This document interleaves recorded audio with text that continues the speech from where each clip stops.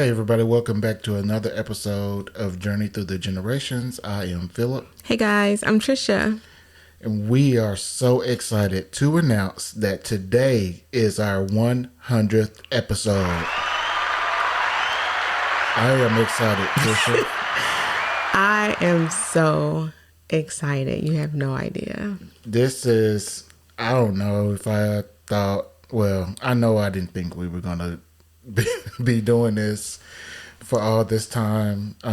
100 episodes, that's a big feat. That is. I mean, especially when, we just started this, just because we never have had a sponsor. We've never been paid for this. This is just something that we do because we actually love genealogy and family history. So yeah, it's like a big deal. And we enjoy helping other people and informing them of things that either topics that are going on in the genealogy space, or teaching them how to do something, telling them about conferences and all that good stuff. That's a part of it too. And we've taken you to conferences and Yep. on road trips. True. We've talked about our own personal research. I know when we first started this, you weren't even researching. I was not. Didn't want to have anything to do with it. Not even close. I just wanted to stay behind the scenes and do the little technology stuff that you wanted me to do, and that was it. But, life has a way of stepping up and slapping you in the face sometimes. Yeah, not only do you co-host this podcast with me, you have your own research that you're researching, and you have your own podcast. Yes, it is not going like like this one is, but I hope to have it up and going soon. But that's neither here nor there. We are talking about Journey Through the Generations, our 100th episode. Yeah, so what we're going to do today is just kind of go through some things that, talk about, how we started, kind of where we're going from here. And we'll talk about a few other things as we go along the way. But let's start with the beginning. Like, how did this start? I'm not even sure I really remember all of it, but it started by you saying you really should start a podcast. Okay. And this was back in 2017. I had just started the blog and had just started getting somewhat comfortable writing. And then you are talking about because you didn't plan on being on the podcast. You just kept saying you have these stories to tell, you do all this research, you should talk about it, and podcasts are up and coming. And I agreed, because I listen to podcasts. I listen to genealogy podcasts, I listen to current events podcasts, and so I knew that they were popular. I just didn't think I needed to be doing one. See, I don't remember all of that. That's why you're here. You can remember that stuff for me. But I do remember the tech part of it, like actually doing it. And so we started using a bumpers. That's so funny. We started using a program called Bumpers. It's now out of business and gone somewhere, wherever. But it was literally pulling out my cell phone, opening the app, and started recording. We laid it down on the couch and we sat next to it and talked. And that's literally how it started. It sounded horrible. And maybe if I can, I was going to say, maybe I'll put a clip in there and make it so you can see. Maybe you should, because I actually went back and listened to some of our earlier episodes, and you can definitely tell we had humble beginnings. Hey, welcome to Journey Through the Generations podcast. I am Phillip. And I'm Trisha. If you're interested in genealogy, then obviously you probably have already read some books or looked at some blogs, or maybe even start your tree a little bit. So these are some tips that aren't necessarily in books. These are things that I've learned along the way. Now, if you live in a city that is not where the family historian lives, but they're researching in your area, volunteer to help take photos of things that the person that's doing the research can't get to. Help out doing that, and help out by going to a library and picking up a book. Yeah, I mean, it's just the way it was then. There wasn't all this fancy software and equipment and stuff going on, like you see today. You open up any, YouTube video or podcast or something, you see people sitting at a desk talking in the mics, just like we are right now. You see that all the time now. And so we didn't have that stuff back then. And, it was, I didn't like, it was, we didn't know any better. So, but listen to it, it's cringeworthy now. So, but yeah, I mean, we used that until they sent us an email and said, we're going away. And, I all of a sudden had to find a new way to record podcasts, which I did. And, the results are, what you hear from us today. Yeah, we were kind of forced to get some better equipment and actually put more time and energy behind the podcast. And money. But it is so worth it, because when I went back and listened to some of our earlier episodes, when I knew we were going to be doing this particular podcast, it was just amazing to be able to hear the things that we talked about, the subject matter, the things that have changed in the genealogy world since we first started.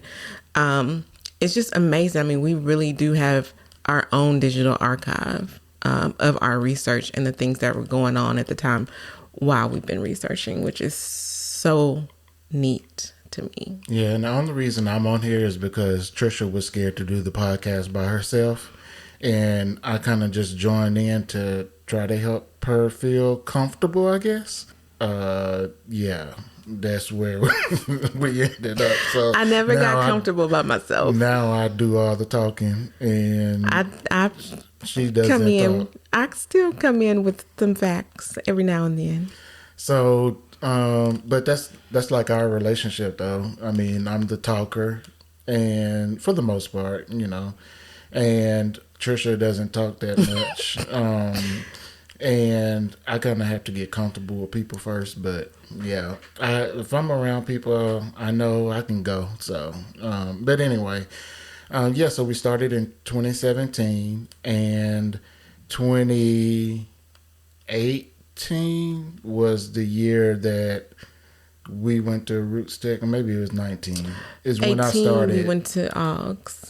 And we did a podcast about that. Yep, and then 2019, which was only a couple of months later. Yeah, we went to Roots Tech, and I only went, if you don't know my story, I only went for the sole purpose of being the social media guy and videographer for Augs at Roots Tech. But after going to some classes and not going to classes for me, I was just going to classes to record or get content for them. I kind of got interested in it, and I realized on the plane ride home that I was interested, and I got, like I say, bit by the genealogy bug. And so I'm not, deep into it like a lot of people are, but I'm in it in my own way. And yeah, I'm still around here, and people know me, and hopefully they like me, and and I hope we're just helping people, which is the goal, was to help people and to tell our stories. So yeah, that was the main thing. We've always wanted to, because when we started this in 2017, it seemed like the conferences that we went to, we were always the youngest people, some of the youngest people at the conferences. And so this was our way of getting younger people our age. I know we're not young, but we're younger, getting people our age more involved and interested in genealogy and family history, and that you don't have to wait until you're retired or Yeah. your children are older and you have more free time. We wanted to show that you can do it and manage it anytime in your life. And so the podcast, because a lot of people our age listen to podcasts, and that was one of the ways that we tried to bridge the gap in the age gap in the genealogy world. Yeah, I see that all the time when I'm working on conferences and going to conferences and things like that. We get, we see a lot of people, older people, and so we're starting to see a lot of younger people at these conferences and doing things, even young ones younger than us getting involved. And so we think that that's important to continue on telling stories, building that archive of information about your family for the people who are coming behind you, telling the stories and all that good stuff. So, that's kind of what we've been doing, hoping that we're doing through this podcast is helping people out and teaching them how to do things, and also teaching them about conferences to attend and some tips and tricks on how to attend the conference and a lot of different things, and then telling our own stories too through our research and everything, hoping that we influence or encourage someone. Mm-hmm. Yeah, and another thing that is really big on my list is to get people to understand that although research is, it can be hard and it can be long, but there's some fun things about it too. And it's not just all about going to libraries and looking at microfilm. You can do that in research and find a wealth of information, but you can also, watch TV shows about genealogy and learn a lot of things. You can listen to podcasts and learn a lot of things. There's a lot of things that you can do in the genealogy world that doesn't necessarily mean you have to be tied to a microfilm. And I think that's a stereotype that a lot of people think about when they think about genealogy, and there's a wide variety of things that you can do in the family history world. Yeah, and anybody who knows me knows that I like to have a good time. I like to laugh and enjoy myself, and I think to Trisha's point, I think the genealogy and family history community is I don't want to say fault, but is the reason for those thoughts that people have. Because I've said it on many episodes that we've talked about here is, just to be, blunt, you're talking about dead people. And so there's not a lot of, fun in that. And especially coming from different communities where your ancestors have been harmed in, different ways, through like slavery or, things like that are harsh and hard to see and to learn. I totally get it.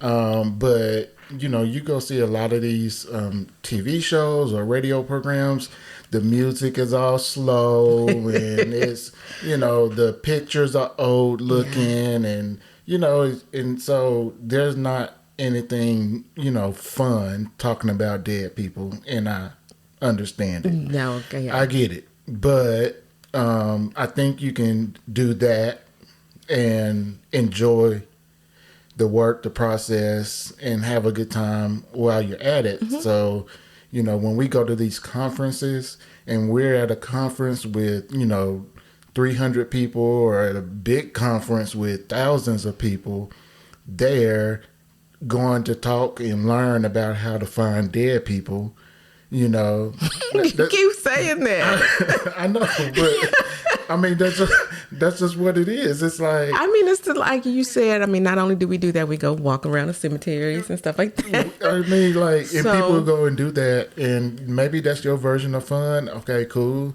Not everybody is trying to go walk through a cemetery looking for headstones and, things like that. And so, But I think you can have fun because we go to these conferences, we meet people, we go out to dinner with them, or we have lunch with them. We sit around and have a good time and talk, and that's a part of the genealogy community as well. Not just talking about dead people. Okay, Right. that's the last time I'm gonna say dead people.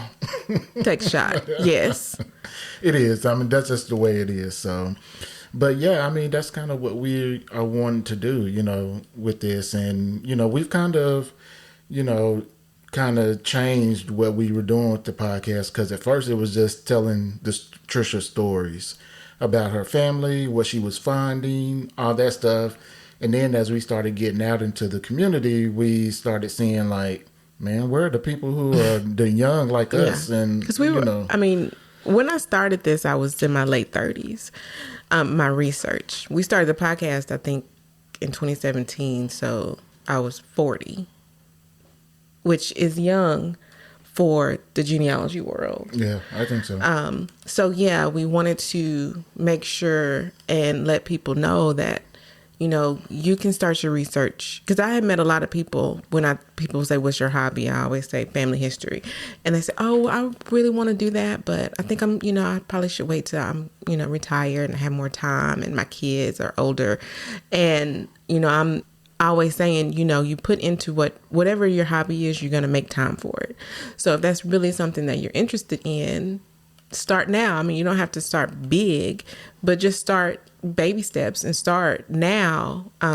Because if you start when you're 40 and you don't retire until you're 65, that's 25 years of research that you've already done. And especially in this day and age when you can get a lot of information by sitting at home, watching your kids eat and play and whatever. Because that's exactly what I did. You don't have to go anywhere to do it. And now there's some things you do, understood, but a lot of stuff you can find online today. And so there's really no reason that, you can't do it right now, because we've even had episodes where we talk about how you can do it on a budget, right? Or you can go all out. Yeah. So there's a lot of those kinds of things that you can do to get started. I know people have said this in the past, but this really is true today, 2024, 2025.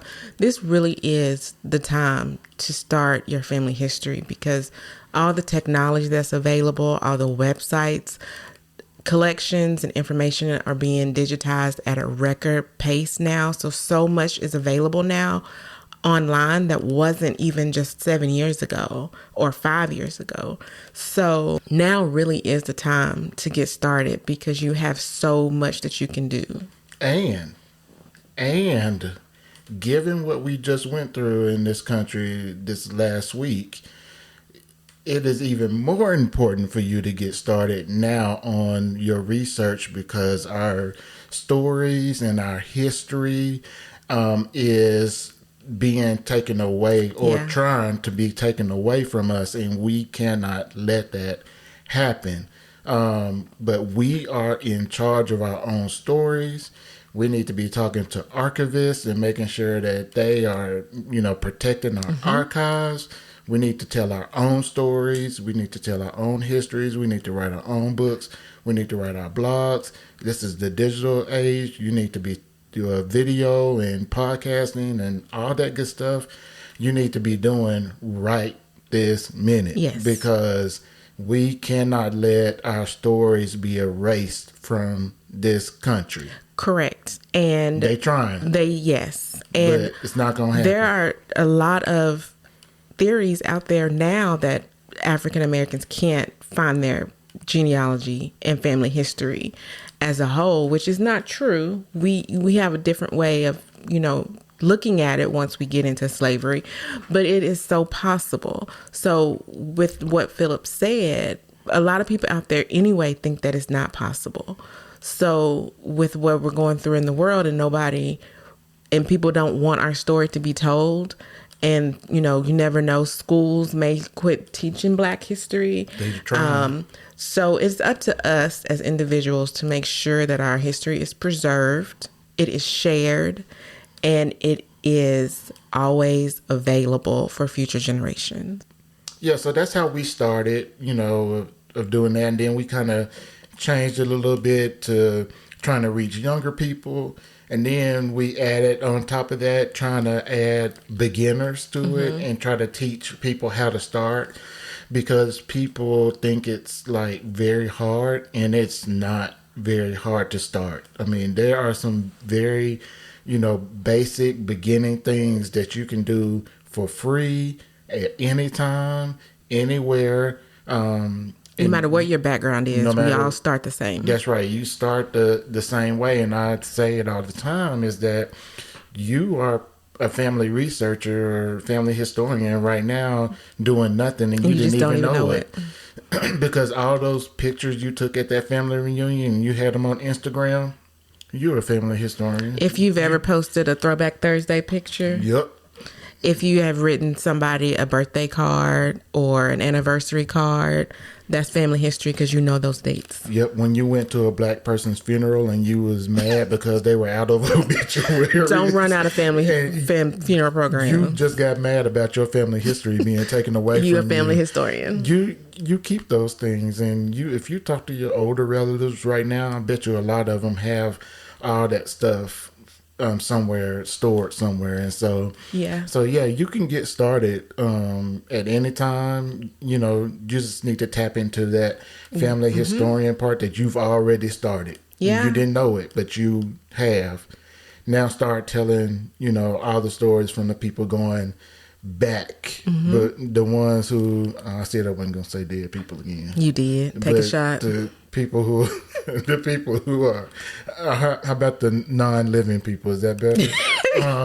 Your ancestors. That's better. Okay, ancestors. Your ancestors. Start talking about your ancestors, and it's who you are, and where you come from, and it's good to know that as you move forward through your life. So I certainly didn't think of it that way coming into this, and quite honestly, I just didn't care. But hey, some people come around later than others and earlier than others, and so. But I'm here. We all have our own journey, and I'm trying to help people as I can. So yeah, that's kind of how we started, and let's talk about the future. I think for me, I want to continue doing what we're doing as far as, kind of reaching younger people, being, helping people who are beginners and they're trying to figure out this whole family research and genealogy things. I want to continue that. And I hope in the future that we can continue going to some of these conferences.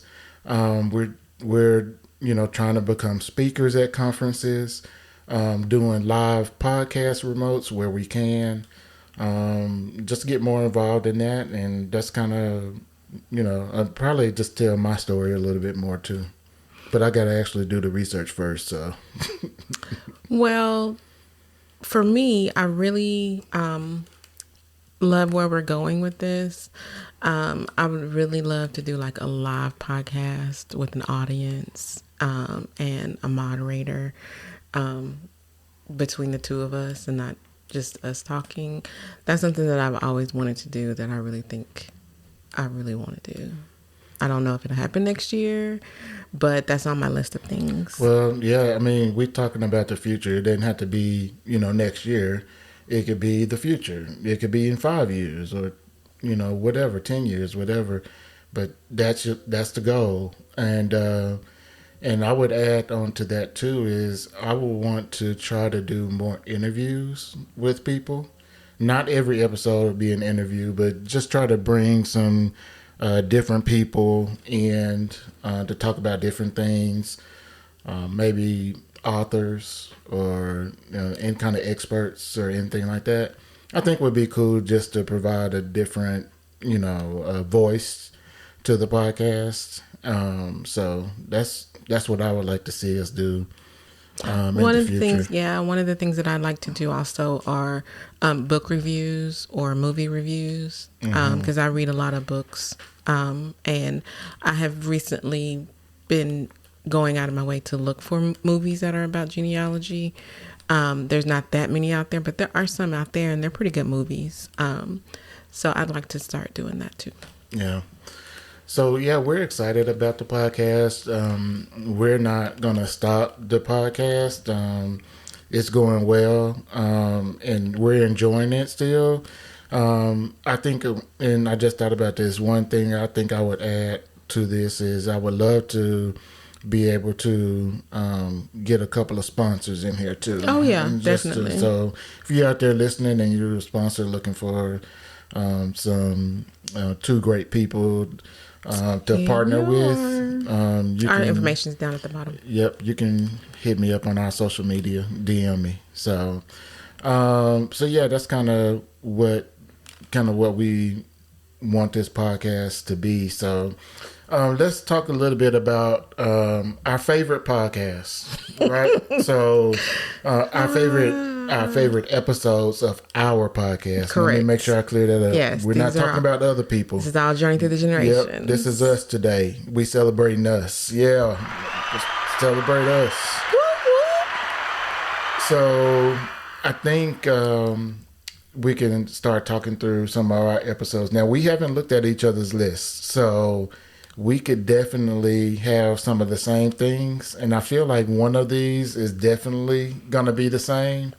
But let's just go through it and see what we're going to do. So I'll start first. And this one is a little bit different. It is the series that we did of the 12 days of family research that we did during the Christmas time. Mm-hmm. I think we've done it for 3 years now, 2 years, 4 years. So I really enjoyed doing that. It was a lot of work, so don't get me wrong on that. But it was fun to be able to think of things that are specific for the family researcher. And I think the one that I liked the best was the gift giving one. That's always my favorite. The one where we talked about each day we provided a gift that will be good for you to give or get for yourself for the family researcher in your life. And I always like doing that. I like going online and looking for things, and we were able to partner with a particular company that we like too, so help them out, get their name out. So yeah, I thought that's one of my favorite. It's not one episode, it was 12, but it was a collection of episodes. What about you? What's one of yours? Keeping in theme of series, this would be the when we did the relative I knew race that. recaps. I knew you was You talk about hard work. Yeah, that was hard work. The worst. Because if you know anything about me or this channel or my blog, or if you've read anything, I love Relative Race, the TV show on BYU TV. So yes, we decided. I think we did it for 2 seasons, and it's a 10 episode season, and it comes on Sunday. And we would watch it at the time it came on, and then we would do our best to record that night so it would be out that following Monday. And like I said, I love that show, so it wasn't hard to do. It was just a late night for me.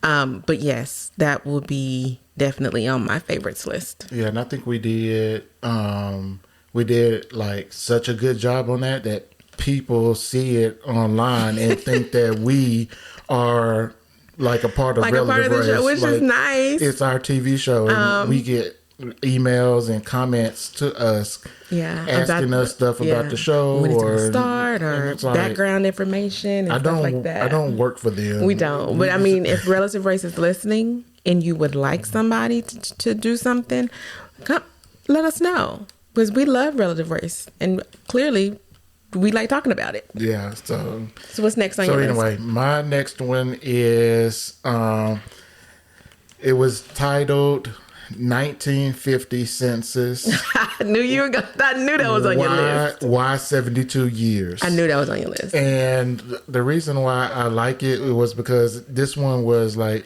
one of the first ones that I was like, I want to do this and I want to talk about this.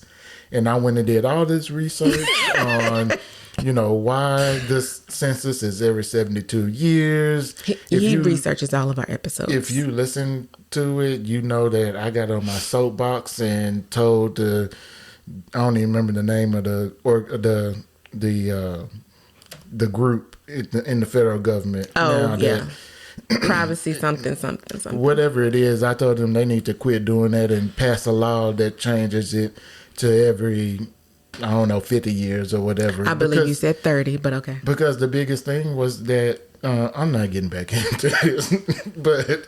And when I say that was a good episode, just because you could hear the passion in Philip's voice. This was something that he really, really felt strongly about, and he really, really wanted answers. The reasons why, though, were antiquated, in my opinion, is like... that stuff made sense back in the day, but we are in the digital age right now. In 1920. There's absolutely no reason. Because that's the only thing that's not available. That 1950 is the latest census that we have available right now in 2024. Yeah. That does not make sense. And if you're trying to protect people's privacy or whatever, guess what?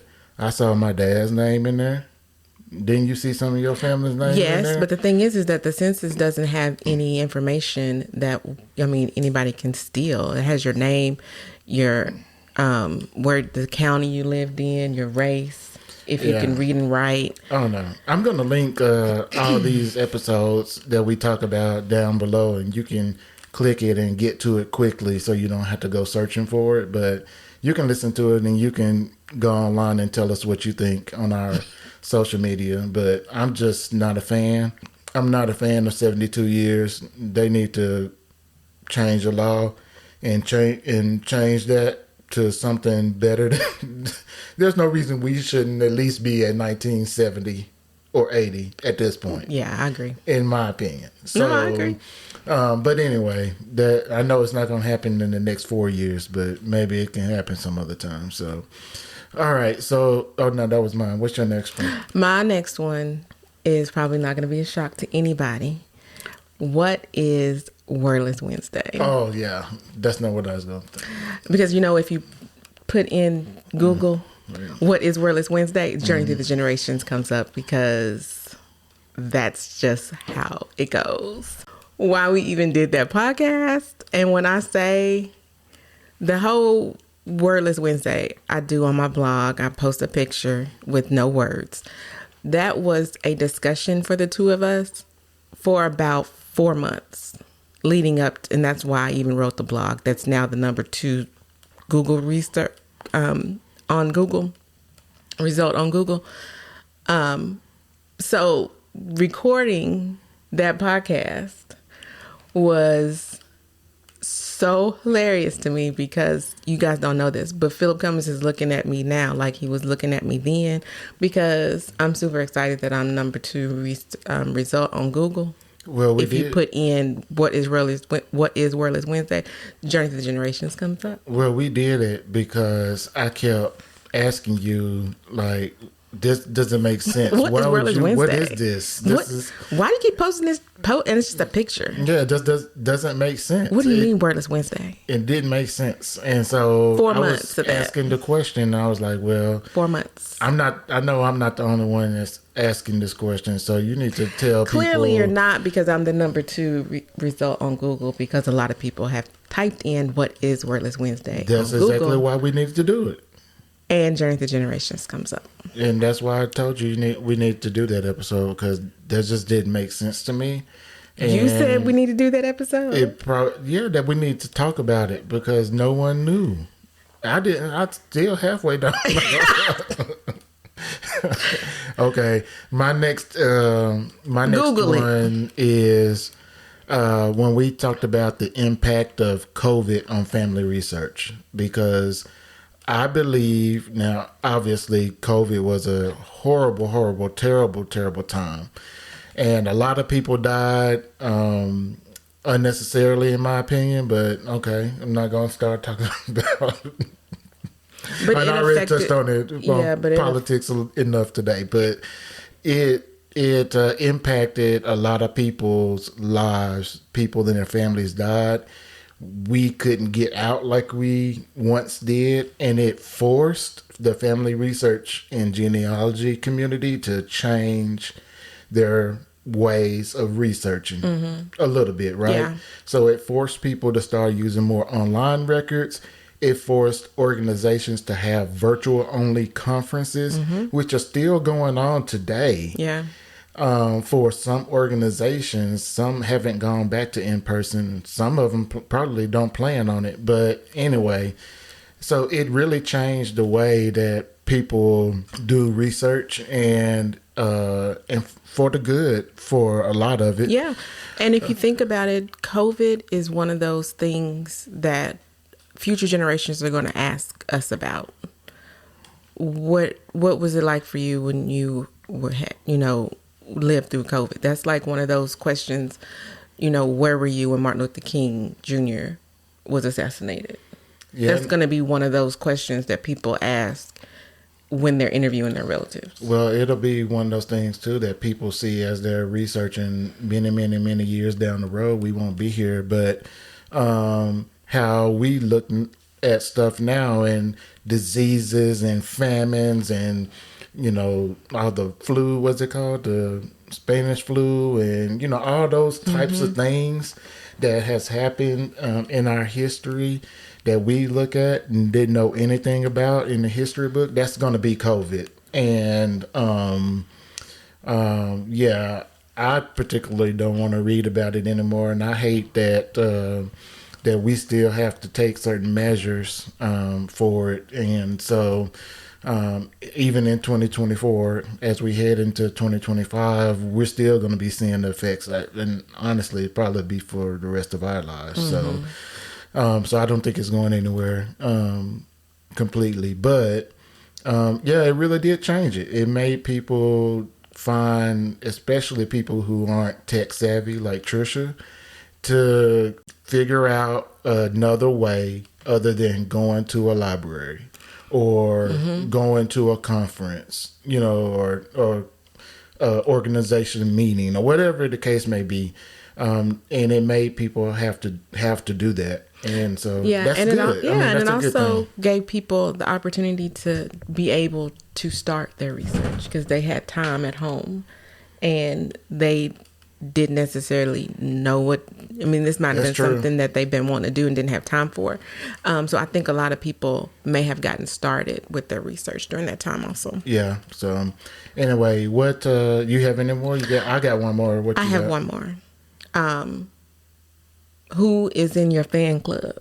Oh, okay. Friends, associates, and neighbors. That fan club is one of the principles that I love the most anyway. So that was a very easy episode to record.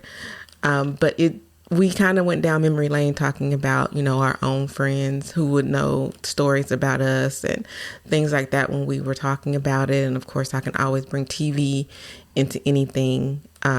So that was always fun. And it was just lighthearted, but it was educational. You got to know us a little bit more about our background and things like that. I watched 227 on that said that on that episode. That was one of my favorite episodes. Yeah, and I remember when you first told me about it, and I was like, oh, that's interesting, that's cool. And so we talked about it on that episode. And so if everybody needs one, so if you're doing family research and you don't have a fan club, you probably do, you just don't know it. But if you don't have a fan club, get one. Click the link down in the bottom and listen to that episode, and it'll tell you all about the fan club. And it's used by a lot of researchers. So, all right, the last one. Actually, I have a bonus, but go ahead. Okay, what's your bonus? No, go ahead. You have to finish yours and then it's the bonus. No, go ahead. It's the one we talked about, funeral programs. Oh, no, it's not the same one. Oh, okay. Yeah. That's a good one, too. I like the funeral programs. I can't have a list without relative race and funeral programs. Yeah. They're going to be on the list somewhere. The importance of funeral programs. Anybody who knows that I collect funeral programs. And we got 2 or 3 big binders full of them. Yes. And not even our family. Yeah, it's just the community. Just community. People found out I collected them, and then when they found them, they gave them to me. But recording the episode was, I don't know, it was so funny to me. We laughed through the whole episode, even though we were talking about funeral programs. Yeah. Funeral programs are a serious business, man. When people die, if you've never seen it, go to a funeral that runs out of them. That's going to be talked about for years. Listen, you don't want to be a part of that. Programs. I didn't get one. You don't want to be a part of that. I know when my brother passed and we were talking about doing those, and I said, you did not run out. Did not run out. Yes. So, funeral programs are serious business. Yep, it really is. So, okay, my last one was actually the one that's called Tables Turn. Our son asked us questions. Yeah. So we had our son, he's our only child. And he came in and asked us questions and interviewed us on the podcast. Yeah, that was fun. And so I really liked that. And he seemed to enjoy it. And we're always trying to find ways to get him to sit down and listen. If you know these kids nowadays, getting their attention away from the games and YouTube and all that stuff is really hard. And so we talk about this all the time, getting younger people involved. We try not to force it onto them, but we try to bring them in things that he's interested in, and just hope and pray that he's listening. And when we're gone, he does the right thing when our stuff needs to be taken care of. So that's cool. So now what I want to do was talk about our top 5 episodes according to the stats. Okay. So which episodes that we got the most listens or downloads to? And so I want to talk about that. Go through those real quick because I think 1 or 2 of them, not surprising actually. All of these make sense. So anyway, let's start from the number 5. So the number 5 episodes was our upcoming trip to Roots Tech. I think that was the one in 2019 where we talked about, I think it was like in February, we talked about it coming up in March. So we do a lot of Roots Tech videos every year, or episodes every year. Yeah. So that makes sense. Roots Tech is the largest genealogy conference in the world, so we get a lot of people who listen to that. Number 4 was researching on a budget. I mentioned that earlier. I didn't go ahead and thought of that. Yeah, researching on a budget. That was a good one. Was a good episode. We always refer to it. We probably need to do a new one here soon because it's been 2 or 3 years since we've done that. Number 3 was the one I just talked about. The tables are turned. Our son asked us questions. Now that's exciting. That was interesting because I didn't think it was going to do well. I just didn't know that people were a lot of people listen for Roots Tech and actual what's going on in the genealogy world and stuff like that. Yep. I think. Yep. Number 2 is our 5 tips for genealogy research. We've done a couple of episodes of that to talk about different things that you can do to start doing your genealogy research. And then number 1, you would not be surprised. I don't have a drum roll sound on here, but you wouldn't be surprised that it's tips for attending Roots Tech, the 2020 version. Yeah. And so that was a good conference too, 2020. So we talked about because that was our second conference. And our first year as ambassadors. Yep. And our first year as ambassadors or the media team. And so we had been to our first one and we were sharing tips of kind of what to expect, what to do, what to bring, what not to bring, what to get ready for, because we were totally not, we didn't know. But we came back with some different ideas and things. And so, but what's so funny about this is that we're recording this, and not just 2 days ago, I got an email from the company that hosts our podcast, and we have reached 25,000 downloads. Oh, wow. For the all time of our podcast. You That said is crazy. 25,000. You guys, when I say I had no 25,000. idea, and I told Phil nobody would listen to us, well, to me, I'm so thankful for this podcast, for my journey in general. And I've said this on my blog many, many times. When I started my research, my main goal was to find my family, to be able to tell my son about his family. And this journey has taken me in so many different directions that I never thought was possible, that I never thought that I would be doing. And this podcast is definitely one of them. I'm thankful for everyone who's ever listened, who's ever liked our podcast and episode, who's shared it, who has talked about it. I can't imagine this journey without this podcast now. And I'm just so happy to be able to do this. Yeah, we appreciate you guys for listening. Just two little old folks in Arkansas just talking about genealogy. And so it's not our full-time job. It's not our full-time hobby. Well, it's not my full-time hobby. But yeah, I mean, it's cool. And so when you see 25,000, that's crazy. That just in 100 episodes, we've had 25,000 downloads. So for those of you who've been here with us for a long, long time, or the ones that just started today, we appreciate you for sure. All right, so I know this was a little bit longer of an episode that we normally do, but, hey, it's our 100th episode. Yay! It's our 100th episode, and so, hey, hopefully it's not too long for you. You hung in there to listen to us all the way. We appreciate it. All right, so we're going to go now. Thank you for listening.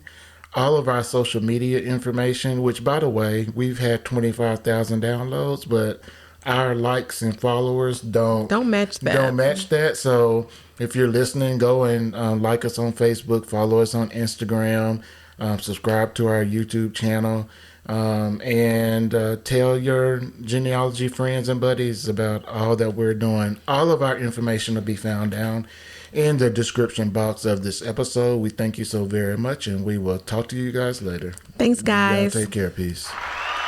Yay, 100 episodes. Woo-hoo.